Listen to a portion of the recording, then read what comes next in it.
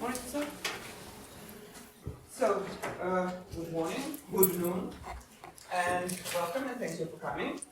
And it is my great pleasure to introduce to you our dear colleague and traveling archaeologist, Artur Ribeiro, who is a truly international archaeologist. He holds degrees from Portugal, Britain, and Germany. He's been working in various archaeological contexts, from rescue excavations, contract archaeology, to research and academic things. So his academic and archaeological experience is quite wide. And what is very close to my heart, he is in fact theorizing his archaeological experience in the most prudent and most detailed way. And that is why we chose to invite him to come to Belgrade, and he was kind enough to join us. So some of the talk today will be concerning this particular topic.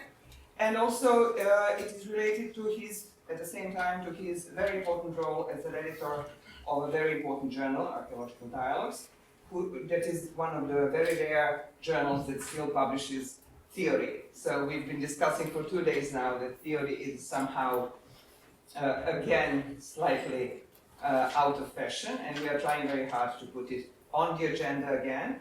And that is why the Center for Theoretical Archaeology is so glad to have Artur with us for today and tomorrow. So please take the floor.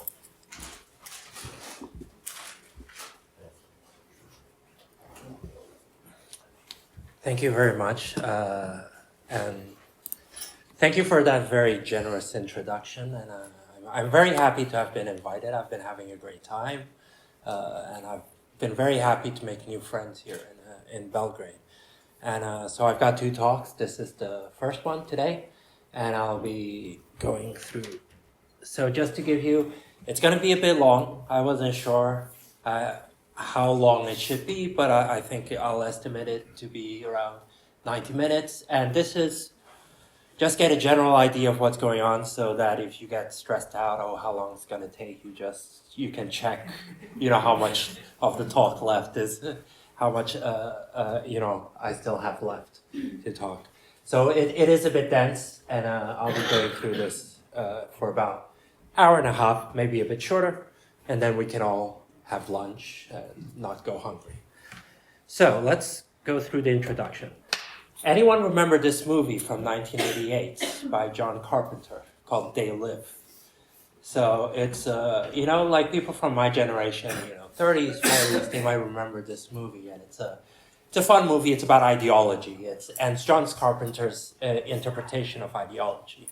And it's interesting because, so very briefly, it's about this person that finds, some sunglasses, and when he puts the sunglasses on, he sees the world as it truly is. And so he puts the sunglasses, and then he looks, it's black and white, and he sees, people saying consume, obey. When he looks at money, it says, this is your God. So it's a very interesting take on ideology. Now, Slavoj Žižek likes this movie, but he has a different interpretation. He says that, the whole thing, makes sense. You put on sunglasses, you see the world. But he says that it's the other way around. It's classic Hegelian dialectics. He says that you don't see, the real world as it is when you put the sunglasses. You see the ideology. So you have to put, the sunglasses to see ideology. And this is, he says this ideology is, it's a trash can, it's trash. And that he himself is always eating from this trash can. He's always projecting ideology. So this is just, to start off to make a small argument. And the argument I'm going to make today is the following. That, there seems to be some implicit assumption that current trends in archaeology are free from contemporary social and economic influence. Current assumptions are not considered part of history. They are universalized and applied indiscriminately. Current archaeological politics focuses primarily on critiquing legacy positions and ideas, that is to say, positions and ideas that are either already defunct or on their way out. As Michael Hart and Antonio Negri argue, at the prefix post should indicate postmodernists and postcolonialist theorists never tire of critiquing and seeking liberation from the past forms of rule and their legacies in the present. Postmodernists continually return to a lingering influence of the Enlightenment as a source of domination, and post-colonial theorists combat the remnants of colonial thinking. So there seems to be an incapacity to recognize contemporary objects of critique in academia and in archaeology in particular.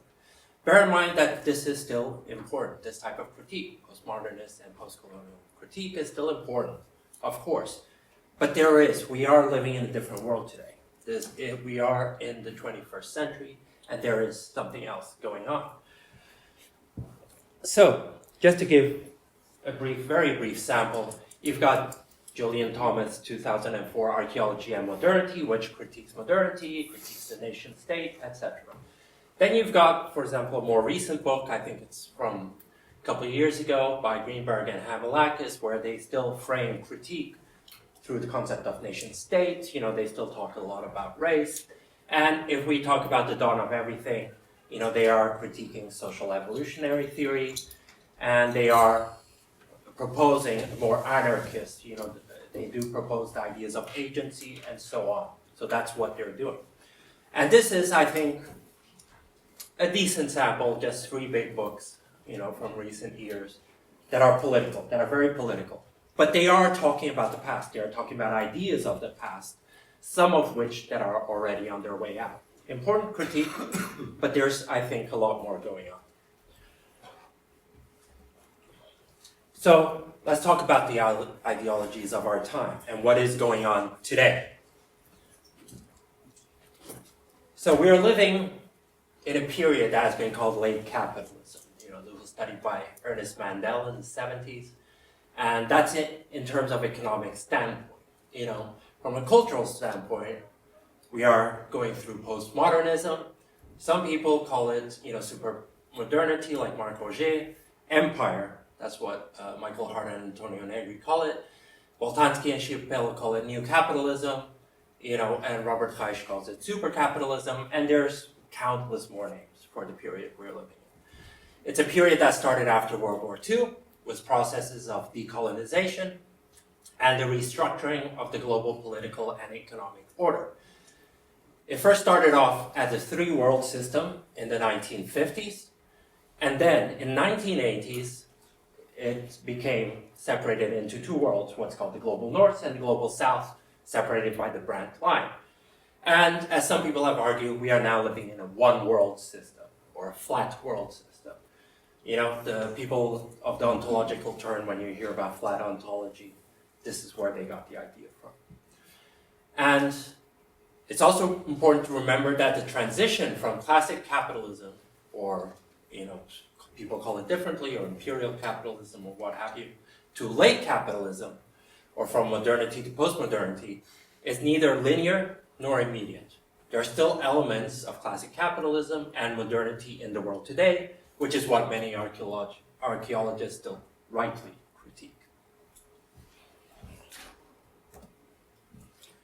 Now, for those who don't know this book, this is, for a lot of people, this is considered the Bible of contemporary politics, empire. So according to Michael Hart and Antonio Negri, from a political standpoint, postmodernity marks the emergence of new forms of power and new empire. This power goes from national sovereignties towards the global market. This transition witnesses the transition of a disciplinary society, as Foucault talked about, to a society of control and surveillance. As Byung-Chul Han explained, Foucault's politics has become psychopolitics, from the control of the body to control of the mind. We're going to talk a little bit about this later. Very famous book by Jameson, Postmodernism, probably the Bible of postmodernism. So from a Marxist perspective, late capitalist economics constitutes the base, and postmodernism constitutes the superstructure.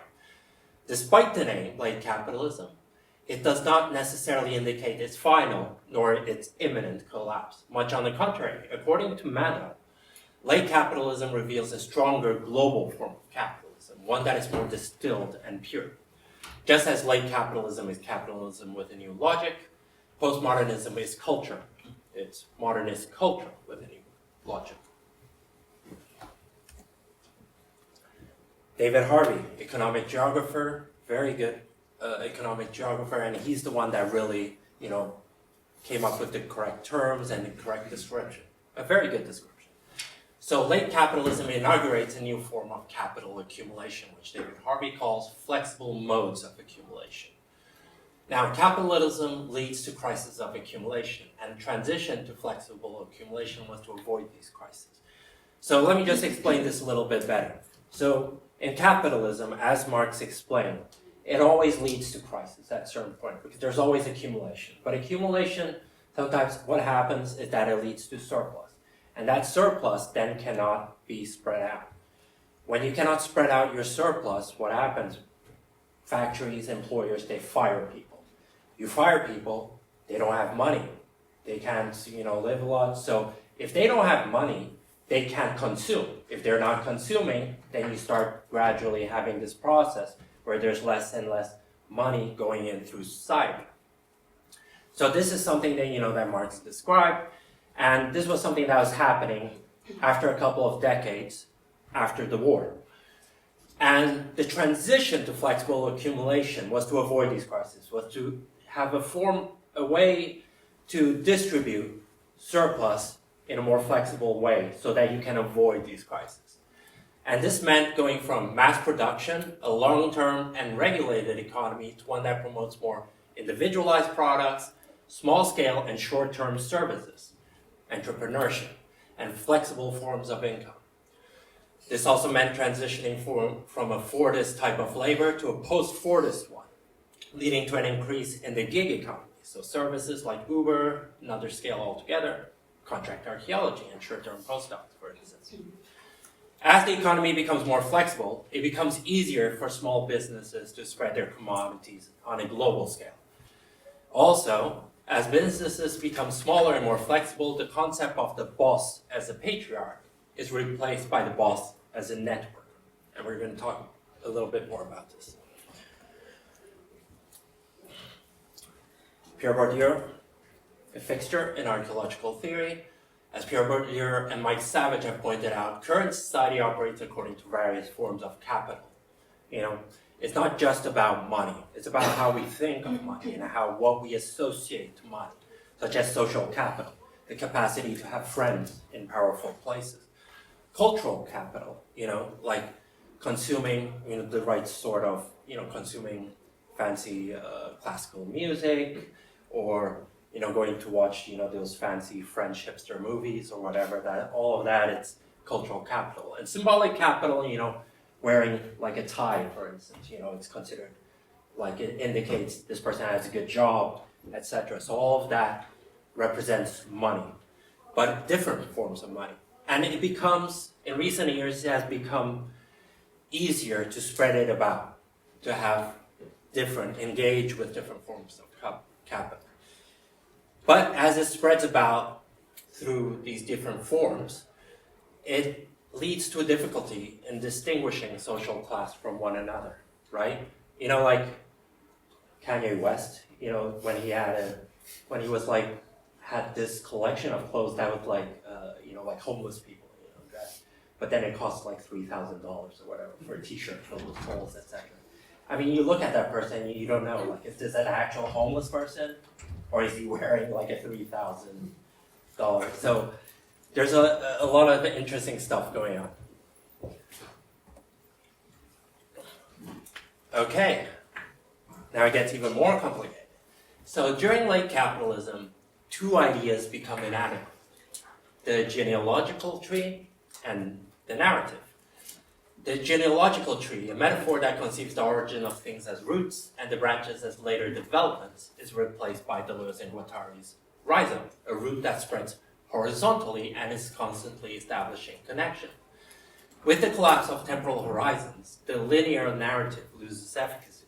In fact, the term narrative is now used in a derogatory manner.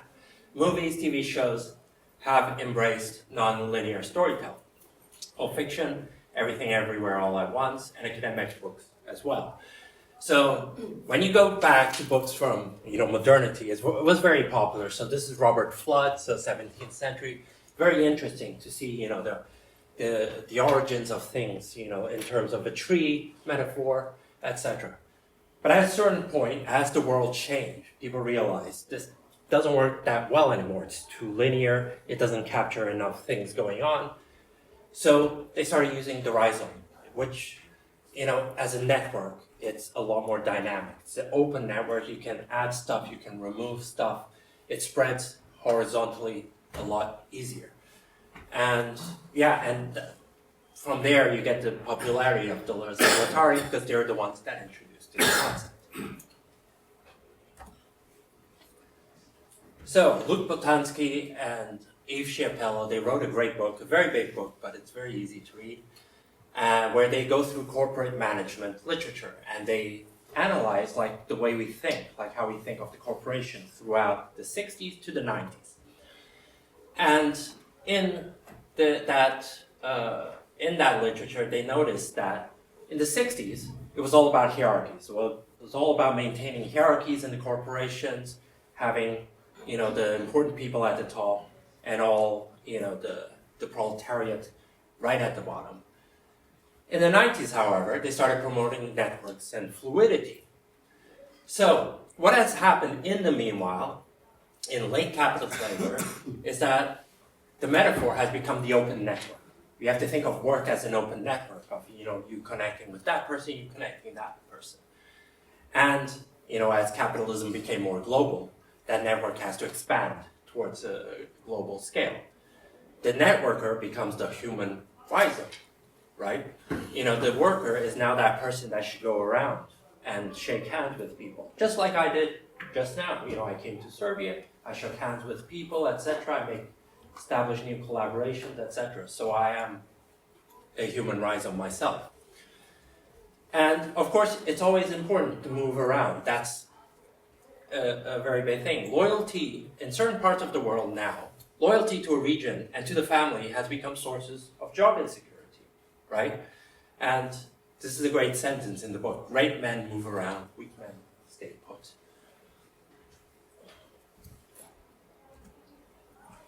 So this is what has happened with work. Whereas this was what marked, the labor up until the 1960s, 1970s, eventually, gradually became, this is how we see labor, especially middle-class labor, where it's important to be fluid, to jump around between different hubs.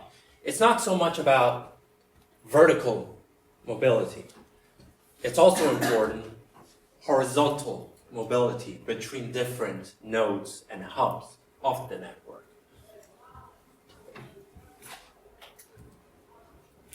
So, just to summarize, and key ideas to retain. Capitalism has taken new form in the post-war period, becoming more flexible, more global, and more network-based. Power has diminished among national sovereignties, has increased among global entities. Capital can be accumulated in a variety of ways and manifests more forms today.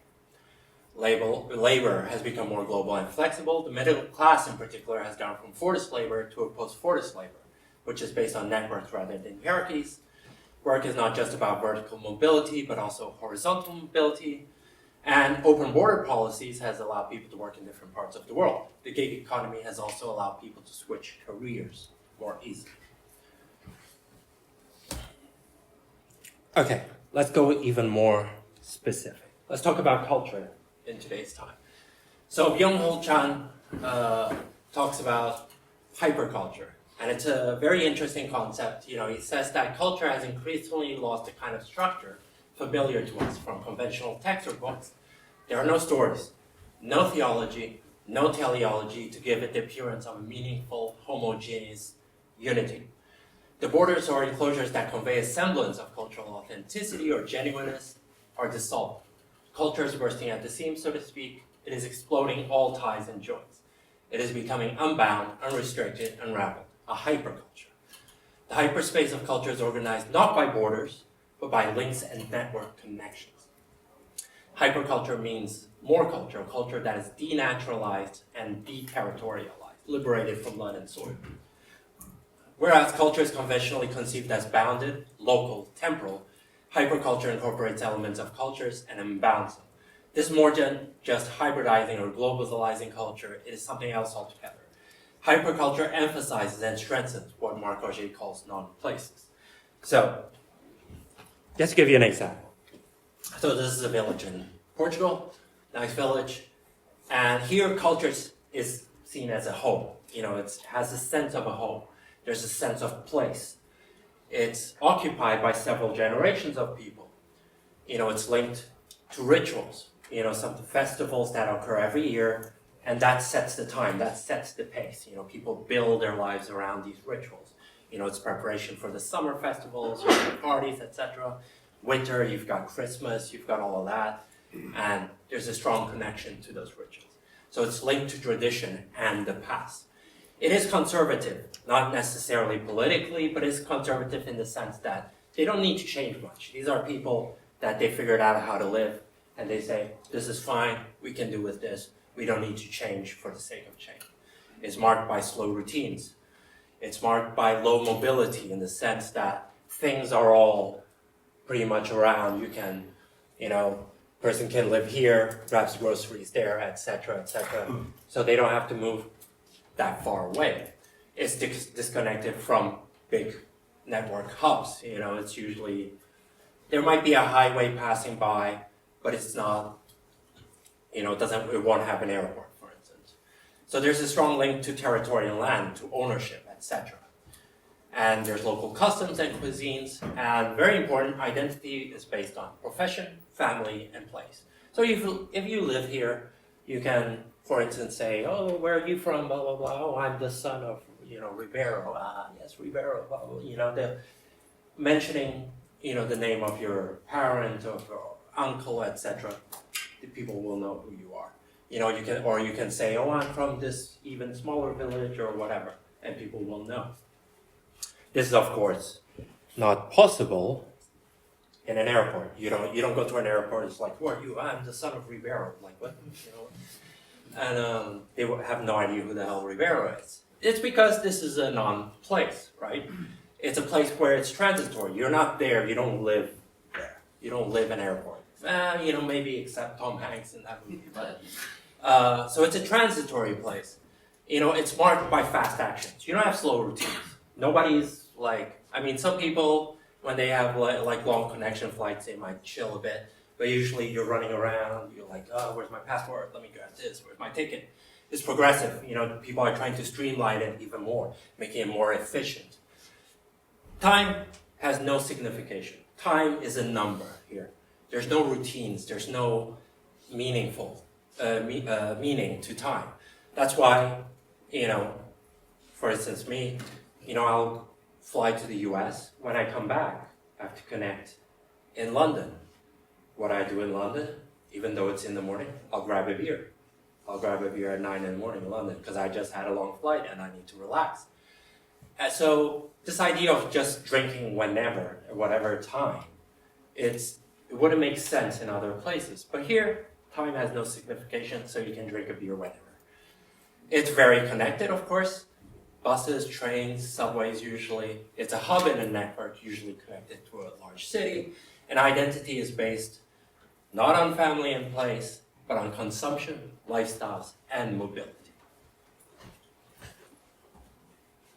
And one of my favorite examples of hyperculture is, you know, it's food.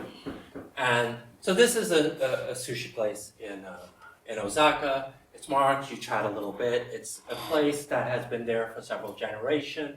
It's, you know, the father of the cook was there before him, etc. And when you go to London, you get another sushi place, which is at face value pretty much identical, right? It's a conveyor sushi place, but here's different.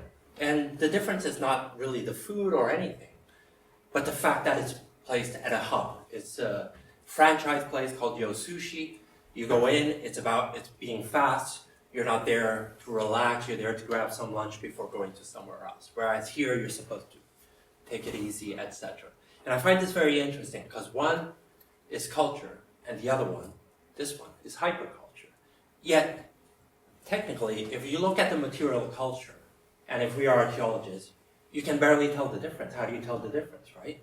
How do you know that one is culture and one is hyperculture? So it can be very difficult to tell the difference between the two.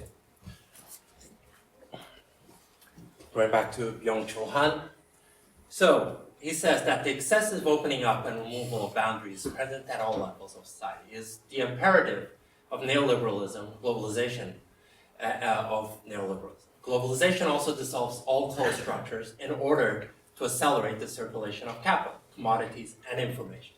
It removes boundaries, decites the world, turning it into a global market. A site is a form of closure. The global market is an off-site.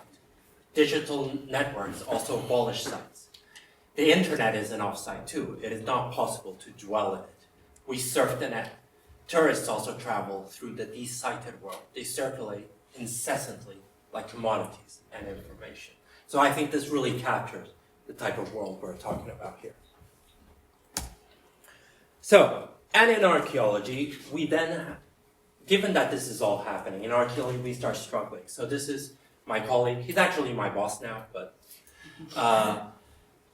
and he wrote this, he says that the monothetic concept of culture, it doesn't work now. It's so difficult to apply the monothetic concept of culture. So he suggests, goes back to the polythetic concept of culture of David Clark.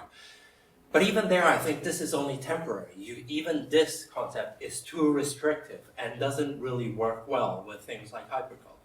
So yeah, we've been chatting about this very concept of a type of culture that is so unbound that can spread anywhere. And so yeah, we've been talking about that. So it does affect archaeology to some extent, these ideas. Time, let's go. Time changes, and we already mentioned that when discussing the airport.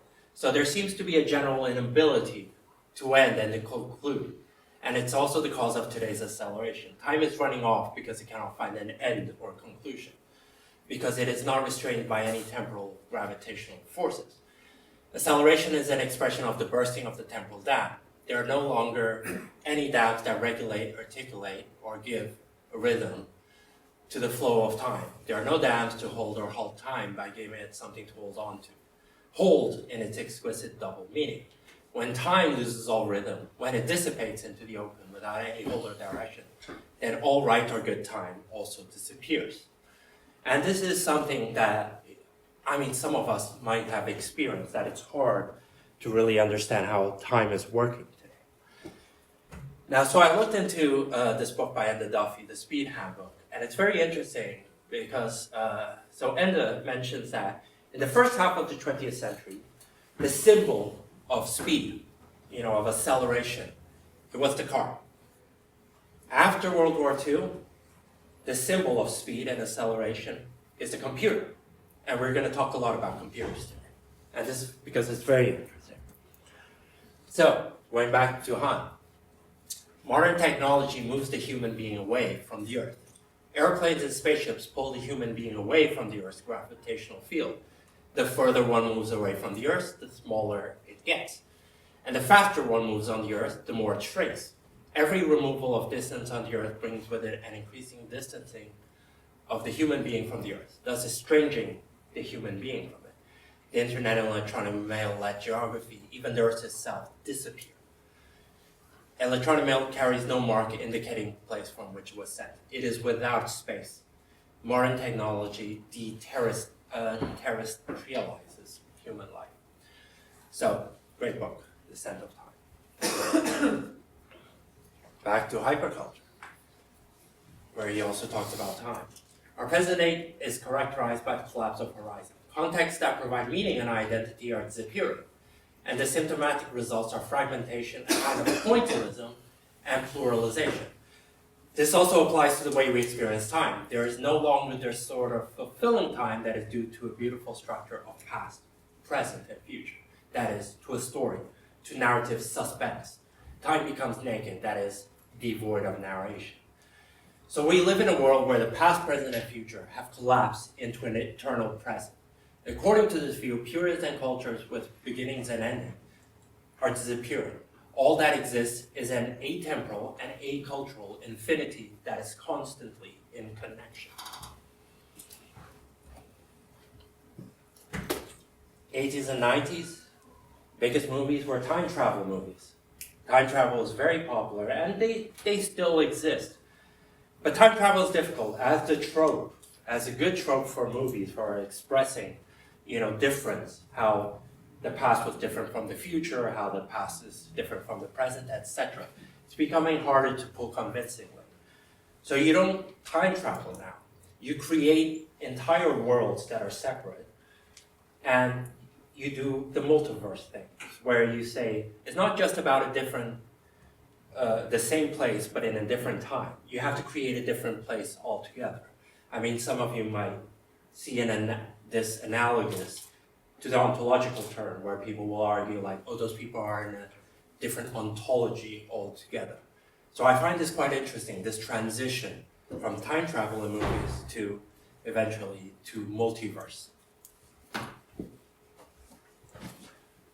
So, Gavin Lucas, very popular here, I've noticed.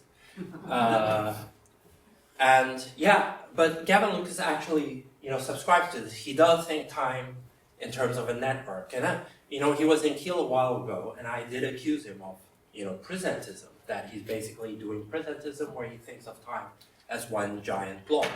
And I asked him, so where are endings? Where do endings fit in all of this? And then we, had a big discussion, and we didn't get it solved. But this is his new paper, which I do recommend you all read. It's weird because you can download it, but it doesn't have it says it's history, it's issue 0, volume 0. So it still has some issues there. Okay, identity. Right?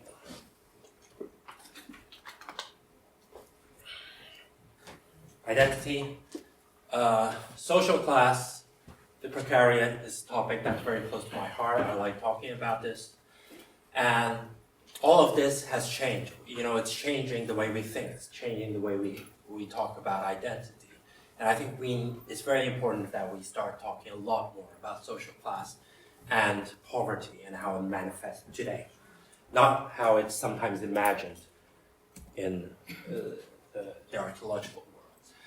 Now, Frederick Lordon, he makes this really compelling argument. So this is the map of the European Union, and Lordon, he's not a big fan of the European Union. He's not conservative as well, he's very leftist, but one of the things he argues is how identity has been so affected by the European Union. Because the moment you open borders, the fact that when you say that you're Romanian or French or whatever, it starts becoming meaningless because you can move around anywhere, right? So if you spend a bunch of years in France, you spend a bunch of years in Italy, the fact that you came from Romania starts, losing sense. So because you feel less and less connected to the place where you're originally from.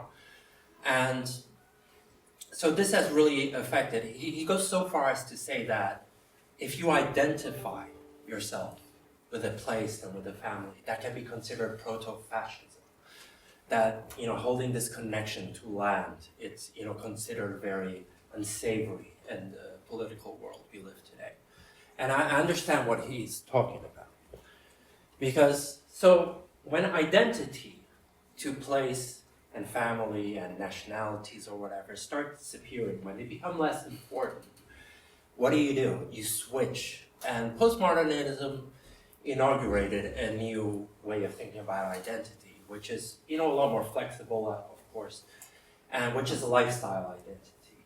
So, for example, being a foodie or being a biker, and you can switch these anytime. So, if anyone goes to my Facebook page, they'll notice I post a lot of pictures of food. I like eating, and then people start calling me foodie. Oh, you're a foodie. You like to eat well, blah blah blah. I'm like, that's stupid. Why are you giving me identity? I mean, it's food. Everyone likes food. Come on. And but that exists, foodie. Now let's think back in time, like the time of our parents, for instance. I mean, nobody called each other foodie. Like that didn't exist in the time of our parents. Like it was weird. And same thing, like I've got a friend in Portugal that overnight he's decided like, oh, it'd be cool if I became a biker. So he got a bike, he started getting tattoos, shaved his head, and he thought it was really cool, and he liked, that group of people he hung out with. It was something that you can create quite quickly. Now, of course, all of this is dependent on money. Bikes cost money, good food costs money. So it's very much linked to consumerism. So there's this, I think, inalienable link between, identity and consumption in the modern day. And so I've been reading about culture and consumption. Graham McCracken has a great story about the French philosopher Diderot. So let me tell you this story very quickly. So the philosopher Diderot, he wasn't very rich. He didn't have a lot of money. But one day he was with a friend, and a friend bought him this very fancy, dress coat. And he thought, oh, it's very nice, it's very nice and fancy. And then he realized, yeah, this is very nice, but these pants, they look kind of poor. I can't wear these pants with this coat. It doesn't make sense. So he started spending his own money to get fancier pants. And then so he started getting a really nice wardrobe. It's like, oh, now I look good. Then he was looking at his apartment. He says, oh, this chair, this doesn't look good. It doesn't match, So he started spending money. And he got a nicer chair, got a nicer desk, started getting nice artwork for his apartment, etc.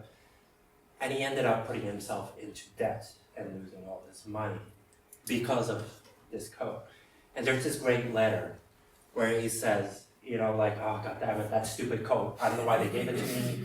It's that stupid coat that made me, spend all my money, etc. And this is very interesting that, people do actually think like this, that people don't buy, things like they need. People buy in accordance with their social standing. So, for example, if you buy speakers for your house, you don't just buy the cheapest speakers. You think okay, how much money do I have? What do I want to convey with the speakers I buy? And of course, big corporations, they know this. They obviously know this. And that's why they sell things in terms of a collection, because they say, oh, this is IKEA, this is the Mount collection. They say, well, if you buy this bag, it looks good with this, and it looks good with that, so might as well buy the whole thing, etc., and everything looks good together. And of course, Apple makes all their products interdependent, so that if you buy the phone, you might as well buy the computer as well, because they work so well together, right? But it gets even weirder, because then people are like, okay, but this is, not good. So what they do is then they form even weirder collections. So this is a habit on the internet called everyday carry, where you show the stuff that you use on a daily basis, etc. And you get weird collections of items that you show off, to show off to other people, online, strangers, what type of objects you use. And so I'm doing some research into this because I find this fascinating. And this is a weird connection, because I think, and there's a lot of arguments that I had to skip here, but it's very interesting because it does work very well with the concept of relational personhood. Relational personhood is people will talk about societies in India and societies in Melanesia, etc. But relational personhood exists today in the world, in the modern Western world as well. So it's not something that you just find, among the other. It's something that's here among us right now. So, very quickly, loss of cultural, national, local borders, denaturalized and deterritorialized identity. Identity has become less connected to family and place. Social classes are also now dependent on networks and mobility. Profession has become more flexible with the rise of gig economy. Identity has become less connected to profession and more with lifestyle. So rise of lifestyle identity. Identity is now based on a combination of things one consumes, where one travels to, what hobbies one has, what movies and music one consumes, etc. This means that identity has become a type of cultural capital one has access to. And the fourth one is information. So let's go very quickly through this. Anyone know about the concept of biopolitics? So, biopolitics is this idea that, society, it regulates life. It regulates your health. It regulates, how you should treat your health, and all policies about abortion or against abortion. All of that is biopolitics, and this is an important thing that has existed in the world. It exists today. It existed in the past. However, among all this talk of biopolitics, people have kind of ignored the fact that in the meanwhile, there has also been a rise in psychopolitics that Byung-Chul Han, he writes a lot of very good works, that's why I keep citing him, and how it's not just about the control of the body. It's not just about the control of your health, but the control of your mind, of your attitudes, your mentalities, of things that you like, that you shouldn't like, etc. And media plays a big part of this. The work of Marshall McLuhan, is very important in this regard. So, disciplining power is still commanded by negativity. Its modes of articulation is inhibitive, not permissive, because it is negative. It does not describe the neoliberal regime, which beams forth in positivity. No production of scarcity occurs. Instead, surplus is generated. Indeed, a superabundance of positivity. Everyone is encouraged to communicate and consume. The principle of negativity, which still defines our world state, has yielded to the principle of positivity. I'll give you a very quick example of this. Students, there's some here, I guess, and when you go back in the day, people were very strict. With students, they would say like, oh, you would sit down, they would say, sit properly, stand up straight, look like this, etc. But at a certain point, they realized, oh, they don't need to do that. You don't need to do that anymore. And now students are, more relaxed, etc. They'll bring in their breakfast and coffee or whatever. They'll start drinking, and nobody, really controls this. And that's, interesting because you don't need to control it anymore. Because what psychopolitics has done, what neoliberalism has done, is exploited freedom. They want people to react different. They want people to not be so strict. So capitalist powers exploit freedom so that citizens provide information to them willingly. This has created a world of excess, an excess of information. For the first time in history, we have gone from having to deal with problems of absence of food, absence of wealth, to problems of excess. And I think everyone recognizes this person, I hope. Yeah. And we give information willingly to Mark Zuckerberg, and Mark Zuckerberg then has that information and then sells it, etc. And, he shouldn't, and that's why he's in court. But we still nonetheless give it. I send him a bunch of food pictures every month. And this is, of course, information is so important in today's world. So this is, like a chip factory. The chip factory is the paradigmatic example of the global network, of the global assembly line of how it works. And it's very strict, and there is conflict now. There is something going on because people want to control information, how you produce information. And of course, the tool to produce information is the computer. That's the mode of production of today. People talk about factories, etc. But for the middle class, the mode of production is, in fact, the computer. And having control on how you produce computers is incredibly important. And yeah, you see that. And given that it's the main mode of production, we want to make use of it as well as we can. And big data, processing data, it's something that we need to use computers, something that manually we can't do. It's too much information. But big, powerful computers, they can produce a lot of information. So it's not a surprise that archaeology has embraced, big data, although there's a lot to be said, whether it's actually big or not, so on. But we'll discuss that in a minute.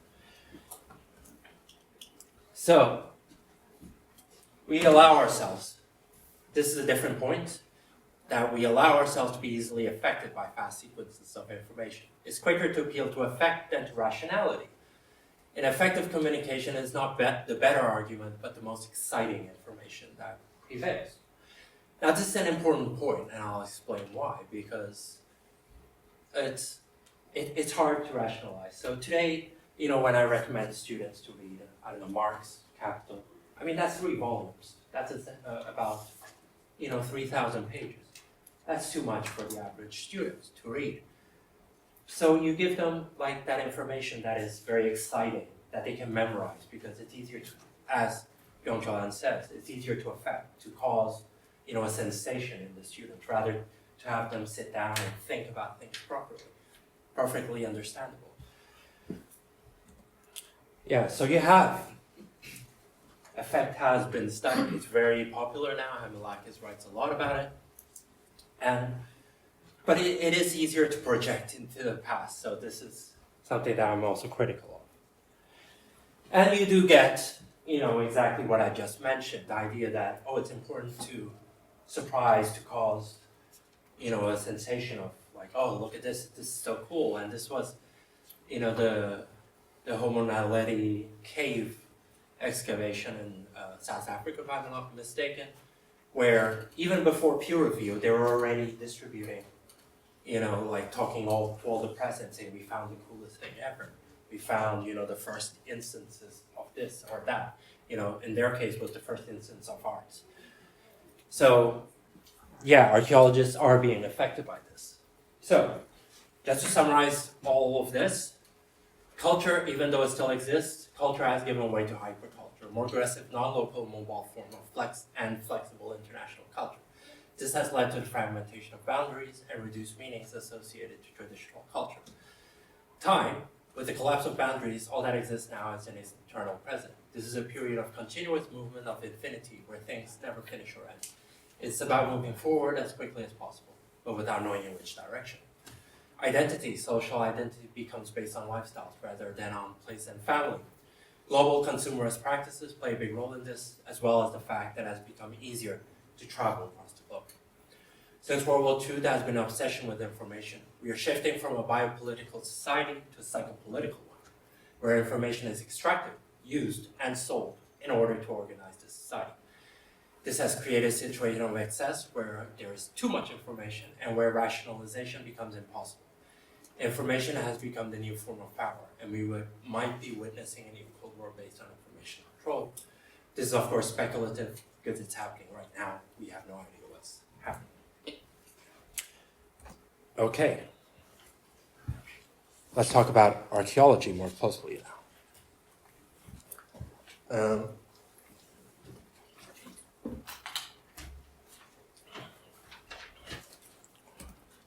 Posthumanism, let's start with that. So, posthumanism, very popular. There's a great paper by Zorica Kuzmanovic, published last year. I recommend looking into that. And yeah, it's become very popular. It's gradually maybe losing a bit of ground. You've got the work of, Olsen, the more old school people. Then you've got the people from Leicester, especially, Oliver Harris and Rachel Crellin. As many buzzwords as you can put in the title as possible. And then, great book. This is probably, we needed a good update on archaeological theory. Also very heavy on the posthumanisms. But posthumanisms, it's weird because it arrived a little bit too late, in my opinion. Cyberpunk culture, in fact, even movies from the 1960s, like 2001 Space Odyssey, were talking about the role of technology and objects in the life of human. We've got, Gibson's a Neuromancer. We've got a couple of years later in 1982, Blade Runner, replicants, the idea, of these robots, androids, and their role in society. And of course, Ghost in the Shell in the 1994, 1996, can't remember the year. All of this it's posthumanism, of course. And this is all 80s, 90s, with that exception, that's an early exception. And then posthumanisms appear in the 2000s. And I'm like, wow, this is, the timing is just a bit off. And obviously this influenced posthumanism, right? There is, I should mention one exception, which is Cyborg Manifesto by Haraway, which was very early. Now, gentlemen, some of you might recognize Karl Marx, Grundrisse. In the Grundrisse, Karl Marx has this very interesting essay called The Fragments on Machines. Fragments on Machines, he talks about how, like in the Industrial Revolution and capitalism, some things happened, which was the human, they would work with tools. The tool was the extension of the human. But with machines, at a first chance, the machine was also an extension of the human. It was a prosthetic. It was a prosthetic that you would attach to the human, and the human then can perform labor with that prosthetic, better labor, through that prosthetic. But at a certain point, what happened is that this changed. The human became the prosthetic. It's the machine that does the labor. And the human is just there to help the machine. So, logically, if you follow this chronologically, the only thing that's keeping the machine from going faster is the human. Because the human has to rest, it has to get paid, etc. So obviously you try to eliminate the human, because the human is the thing that keeps it from going even faster. And in the time of Karl Marx, of course, this is the type of machinery we're thinking about. But labor does not depend that much on this anymore. Labor depends a lot more on this, especially middle class and upper class labor. This is the machine. We're the prosthetic for the computer. It's the computer that does the work. I can ask, those hipsters back in the day that would say, oh, I don't have a TV. They were very proud of not having a TV. And you still get those hipsters today. They always try to find that object that, they don't use. My question is, how many archaeologists do you know that don't use a computer for their labor? How many? It's zero. Every archaeologist uses a computer. It's something we cannot get rid of. You can't work without using a computer. There's one right here. Check it out. So, and that forces us to think about the role of technology in archaeology and how technology has taken so much of our time and our attention. So, whereas traditional archaeology conceived the specialist as a holder of knowledge of a region, a period, and a culture, like how I was trained, archaeological science now, for example, isotopes, conceives the specialist as a holder of a technical skill. In classic Marxist fashion, it is the machine that produces archaeological information, with the specialist being hired to operate the machine. The human does not use the prosthetic. The human is the prosthetic. The scientific specialist is nomadic, since they are not attached to knowledge of a region, period, or culture. They can obtain gigs, employments across the globe. But as Jean-François Lyotard has pointed out, technological science is dependent on capital. Labs and equipment cost money, and thus only rich countries can afford to produce archaeological science. This forces people from the periphery to migrate to core countries to get jobs. Like myself, for instance. Okay. Networks are also very popular today. We talked a lot about it in the previous section. Also very popular in that Karl Nappitz's work, Tamar Hoddle's work on globalization and the connections in the Mediterranean during the Iron Age, relational archaeologists, a bit of post-humanism here as well. It's all about connections and the different ways you can say the word network. It's assemblages, it's entanglements, as many synonyms as possible that you can come up with. And it's all about connecting. Everything is connected. Let's talk about that. And it's not a surprise that society is precisely at that point where everything is connected. You've got labor, it's all about connections. You've got this weird thing right now. You've got cell phone, which has been such a big part of our lives, internet, and I kind of forget to mention cheap airlines that keeps us connected. And we were just talking about cheap airlines today. And so yeah, everything is about networks today. But there are issues there when you just have such a strong focus on network. The over-focus on global connection networks and relations has obfuscated explanations in archaeology. Very little is explained through causality or intentionality. Networks and globalization also has made people forget about periods and places of non-globalization, like early Middle Ages in Europe, and the archaeology of these periods and places. Networks has promoted the idea of fluid and flexible power as represented in anarchist archaeology, and Graeber and Wengro's book, The Dawn of Everything, ignoring the fact that hierarchical power still existed in the past and in the ethnographic record. I mean, if you go to New Guinea, you're still going to read about hierarchy. You're still going to find hierarchy and big men and all of that. That still exists. So from a critical standpoint, discussion about networks ignores that networking is capital, that connecting with international colleagues, large conferences, large European projects are all dependent on access to capital. Also, disconnected and being disconnected has become the new form of anxiety. This was mentioned by both Tansky and Shapello. This has been called FOMO, which is fear of missing out. This is a new anxiety that we have, of not like, oh, what's going on Facebook? What's going on with my colleagues? What's going on in archaeology? Yeah, this is a new psychopolitical type of anxiety that exists today. And I was reading a paper by Staša Babić, right here, and mentions that, how the Balkans, being in Serbia, it kind of feels like a bit off that here in the Balkans, people are receiving ideas a bit late, arrested development is, I think, the term that was used. But that's a real fear, and it makes sense to have that fear, when you are in the margins of Europe. Okay, let's talk about big data. You just check the time. That's 1 hour. Sorry for taking so long. And so, big data. They don't write that many books, but they still write some. But it's usually these big papers, very important papers. Nature, PNAS and all of that, right? Very large projects.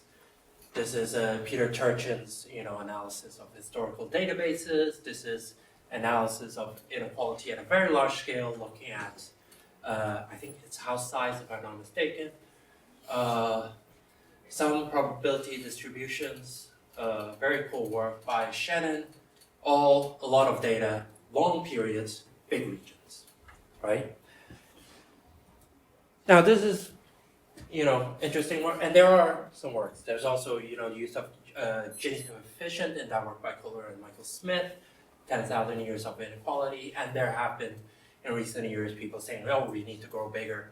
Let's, ignore, microarchaeology and let's focus on macroarchaeology, look at big data, a lot of data. So I must mention that the concept of big data comes from computer science. And big data in archaeology is very different because big data in archaeology might use a couple of thousand data points. But in computer science, big data is very big. It's billions of data points. So some people have argued that, this does not qualify as big data and so on. So, okay, fair enough. But I still use the term big data because people understand what I'm talking about when I use that term. But yeah, big data, it does have problems in terms of inference, right? Because even the largest accumulation of information, big data possesses very little knowledge. Big data is used to find correlations. Correlation states when A occurs, B often also occurs. It is not known, however, why this is so. Correlation is the most primitive form of knowledge, being not even capable of ascertaining the relationship between cause and effect. It is so. The question of why becomes irrelevant, that nothing is understood. But knowledge is understanding, hence big data renders thought superfluous. We surrender ourselves without concern to it is so. And this is a very good, important point. The French word for digital is numérique. The numerical makes everything countable and comparable. Thus, it perpetuates the same. So I've written about this quite extensively.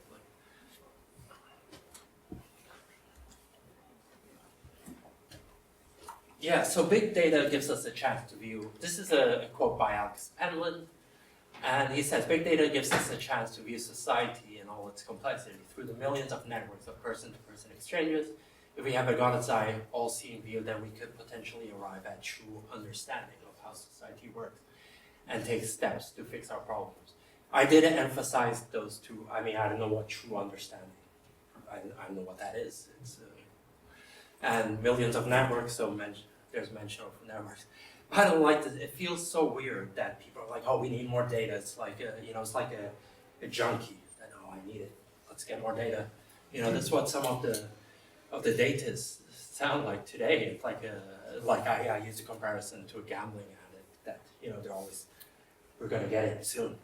We just need more data, just a little bit more." But I mean, in this great paper by Monica, I mean, she points out raw data itself does not exist by its mere nature, and it's generated. Rather, all data interpretation calls for theoretical pluralistic scaffolding to analyze the past, which is, I mean, this is a very important point because data is not recovered. Data is not something that exists, just exists as it is. Data is something we create. And so this is a very important point. And so while big data provides interesting research, it oftentimes engages in spurious correlations and relies on an examined assumption. From a theoretical standpoint, anything that cannot be converted to numbers cannot be incorporated into big data analysis. Ritual items, unique decorative patterns, exceptional finds, symbolic meanings, all of that has to be ignored in order to use big data. Big data makes all of archaeology uniform. It destroys difference between past cultures.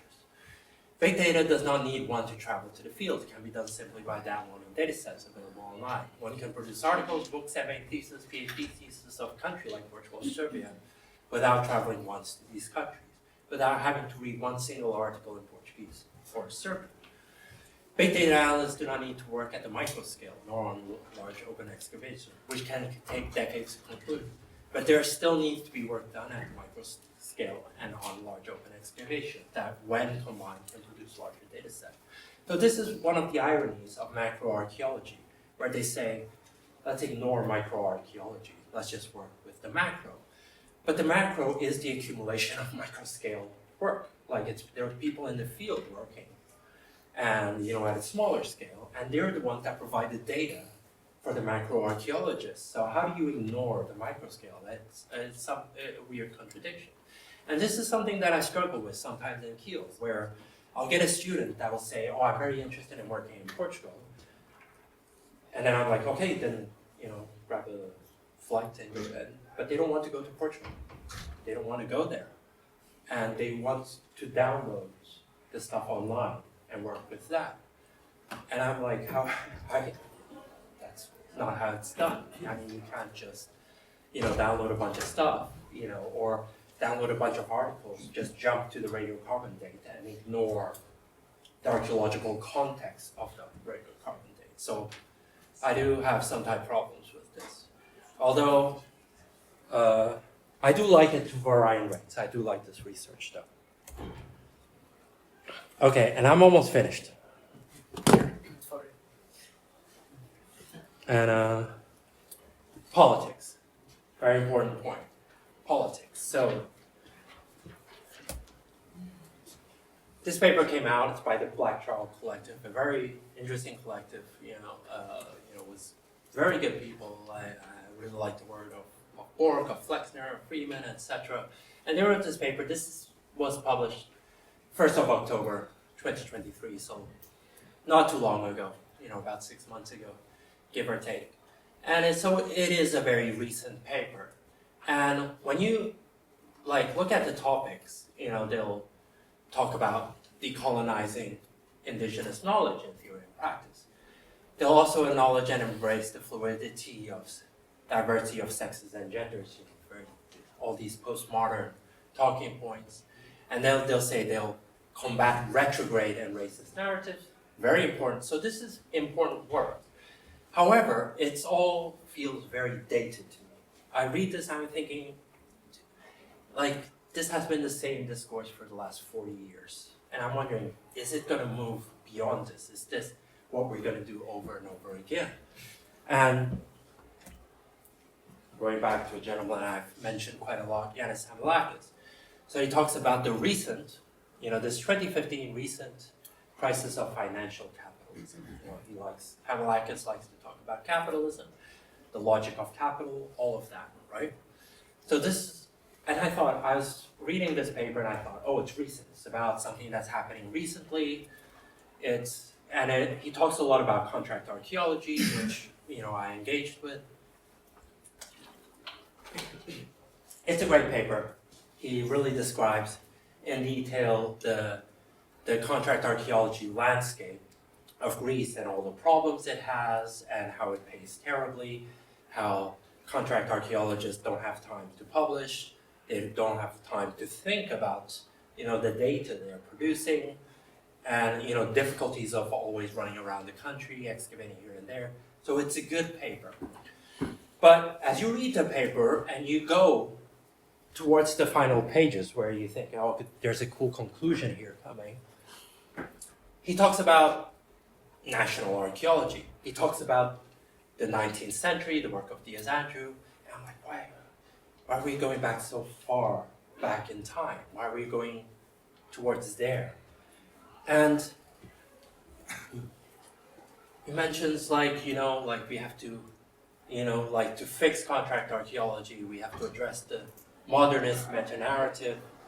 We have to talk about the colonial processes of the political economy of modernist archaeology, gender, age, and other hierarchies, colonial national imaginings in modernity.